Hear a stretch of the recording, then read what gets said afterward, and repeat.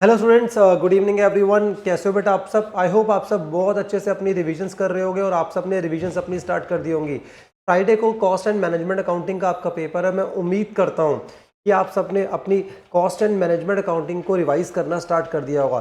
चलिए जी, अगर आप कॉस्ट एंड मैनेजमेंट अकाउंटिंग का पेपर देने वाले तो कुछ मैं आपको इंपॉर्टेंट पॉइंट्स है जो शेयर करने वाला हूँ। मैं मैक्सिमम आपके 5 to 10 मिनट्स लूँगा, बट उसके अंदर कुछ फैक्ट्स मैं आपको बताऊंगा। मैं उम्मीद करता हूँ इसके बाद आपके लिए हो सकता है प्रिपरेशन की स्ट्रेटेजी को प्रिपेयर करना और ईजी हो जाए।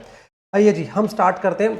आपको जैसे कि पता है, जब से हमारे MCQ आए हैं, आपके MCQ 30 मार्क्स के कंपलसरी होते हैं, प्लस साथ में 14 मार्क्स का क्वेश्चन नंबर 1 ये आपका कंपलसरी क्वेश्चन है। तो टोटल मिला के आपके 44 मार्क्स का जो पेपर होता है वो कंपलसरी पेपर होता है, राइट जी। तो अब आपको पता होना चाहिए 44 मार्क्स का पेपर कंपलसरी है, वो आपको स्किप नहीं कर सकते।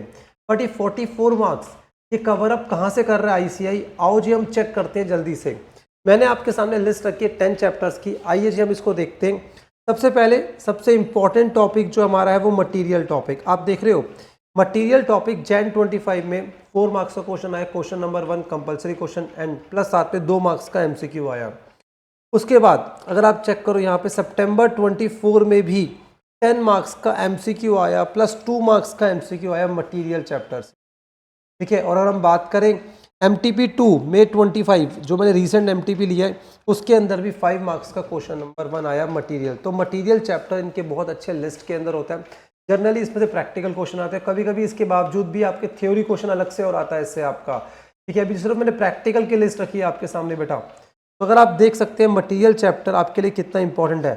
ये मार्क्स से ज़्यादा इंपॉर्टेंट क्या है, क्वेश्चन नंबर 1 या MCQ में कवर कर रहा है जो कि कंपलसरी क्वेश्चन है। तो मटीरियल चैप्टर को तो आप वैसे भी अपना वीक नहीं कर सकते। अगर उसके बाद बात करें लेबर चैप्टर की बेटा, लेबर चैप्टर अगेन आपका 5 marks question number 2 plus 2 marks का MCQ आया था। सितंबर में 4 मार्क्स के इसके MCQ आए थे प्लस 6 मार्क्स का क्वेश्चन। और यहाँ पर भी देखो क्वेश्चन नंबर 1 में क्या आ रखा है आपका, दैट इज इस MTP के अंदर डन। तो ये चीज़ हो गई आपकी यहाँ पर। अब देख रहे हो आप किस तरीके से पहले 2 चैप्टर ही MCQ में कवर अप कर रहे हैं। अगर मैं बात करूँ आपसे ओवरहेड्स की, इस अटेम्प्ट के अंदर गलती से इन्होंने ओवरहेड से क्वेश्चन नहीं दिया, बट मैं उम्मीद करता हूँ कि ओवरहेड से इस बार क्वेश्चन आना चाहिए आपका। पहला पॉइंट तो यही है। सेकेंडली अगर हम चेक करें ओवरहेड्स 7 मार्क्स, और हम बात करें MTP के अंदर ओवरहेड्स, देखो ये कंपलसरी क्वेश्चन प्लस 2 मार्क्स। अगर MTP 2 में 25 को ढंग से एनालाइज करो, मटीरियल लेबर ओवरहेड्स तीनों क्वेश्चन नंबर 1 के अंदर आ रखे हैं। तो क्वेश्चन नंबर 1 के अंदर अगर मैं आपको हॉट चैप्टर्स बताऊं जो क्वेश्चन नंबर 1 में कवर करते हैं, मटीरियल लेबर ओवरहेड्स और जनरली मार्जिनल कॉस्टिंग को भी ये क्वेश्चन नंबर 1 के अंदर कवर अप कर देते हैं बेटा, ठीक है जी। उसके बाद बात करते हैं नेक्स्ट हॉट टॉपिक है ABC। सर लगभग देखो आप हर अटेम्प्ट के अंदर ABC से क्वेश्चन आता ही आता है, और जैन 25 में तो 10 मार्क्स का MCQ आ गया आपका। सर इस चैप्टर को भी आप वैसे भी नहीं छोड़ सकते। अगर मैं वैसे एक बात बोलूँ आपको कि अगर आप कॉस्टिंग के स्टूडेंट हो और ये फर्स्ट 4 चैप्टर्स अगर आपके स्ट्रांग नहीं है तो आपको कॉस्टिंग का पेपर देना ही नहीं चाहिए। आपको मेरी बात शायद बुरी लगे बट फैक्ट्स है बहुत ज़्यादा। ओवरहेड्स एक वो चैप्टर है जो आपको पूरी कॉस्टिंग का बेस बनाता है, और कोई भी ऐसा चैप्टर नहीं होगा जहाँ पे ओवरहेड्स का यूज़ ना हो। ओवरहेड्स की बहुत क्रिस्टल क्लैरिटी आपको चाहिए। अगर वो क्रिस्टल क्लैरिटी नहीं है तो आपको पेपर नहीं देना चाहिए सर। आप अटेम्प्ट ही नहीं कर पाओगे ठीक से पेपर, आपको पता भी नहीं चलेगा बेटा, ठीक है जी। उसके बाद हम बात करें हमारी कॉस्ट शीट की, और कॉस्ट शीट को ढंग से एनालाइज करो।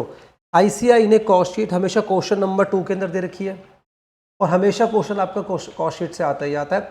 कॉस्ट शीट चैप्टर हो गया हमारे पास, ठीक है।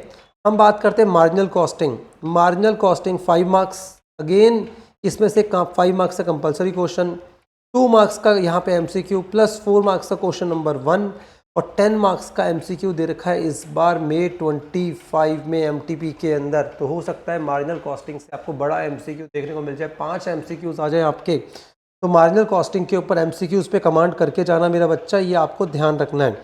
अगर हम बात करते हैं अगेन नेक्स्ट इंपॉर्टेंट टॉपिक्स, ये मेरी सीक्वेंस है सबसे इंपॉर्टेंस के हिसाब से, that is called standard costing. Standard costing again exam के अंदर अगर बात करें आपका कंपलसरी क्वेश्चन, ठीक है। अगेन यहाँ पर देखो स्टैंडर्ड कॉस्टिंग MTP 2 के अंदर 10 मार्क्स प्लस 2 मार्क्स 12 मार्क्स। तो आपका MTP 2 के अंदर मार्जिनल और स्टैंडर्ड मिला के 22 मार्क्स के आ रखे हैं, हाँ जी।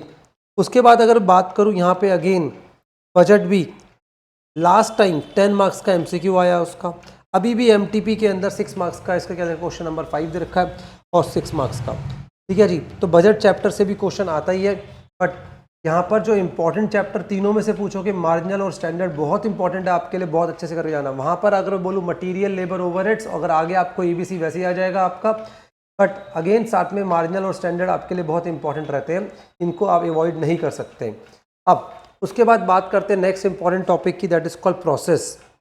प्रोसेस का क्वेश्चन भी हमेशा आपका आएगा। देखिए आप, ये जो आपका सितंबर 24 में जो प्रोसेस का क्वेश्चन आया था मेरे बच्चे, वो कितने मार्क्स का था? 12 मार्क्स का। जैन में 8 मार्क्स का आया था, और अभी भी MTP के अंदर खाली इन्होंने MCQ दे रखा है, बट मुझे उम्मीद है पूरी कि प्रोसेस से आपके क्वेश्चंस आने चाहिए दोस्त। प्रोसेस वो चैप्टर है जहाँ से आपके क्वेश्चन आने चाहिए और एग्जाम में भी आएंगे ही। ठीक है जी, हाँ जी। अगर हम बात करें नेक्स्ट की, नेक्स्ट अगर बात करूँ service costing, again important chapter है आपका, यहाँ से क्वेश्चन हमेशा बनता है आपका। और सर यहाँ पे देखो MTP के अंदर इस बार 12 मार्क्स के MCQ आ रखे हैं सर्विस कॉस्टिंग से। तो ये मैंने आपको 10 चैप्टर की लिस्ट दी, 10 चैप्टर की लिस्ट के अंदर अप्रॉक्सीमेटली एग्जाम के अंदर 79, 90 एंड 72। सर देखो अप्रॉक्सीमेटली ये 80-85% जो आपका पेपर है वहीं से सेट हो रहा है। बात 80-85% की नहीं है, बात यह है इसमें से कंपलसरी क्वेश्चन कितने मार्क्स के आ रहे हैं सर? आप देखो अप्रॉक्सीमेटली 40 मार्क्स के कंपलसरी क्वेश्चन इन्हीं चैप्टर में से आ रहे हैं। इसका मतलब जो कंपलसरी वाले क्वेश्चन हैं इन्हीं चैप्टर का पार्ट बनते हैं मेजरली, जनरली। देखो कुछ भी अगेंस्ट में हो सकता है, मना नहीं कर रहा हूँ।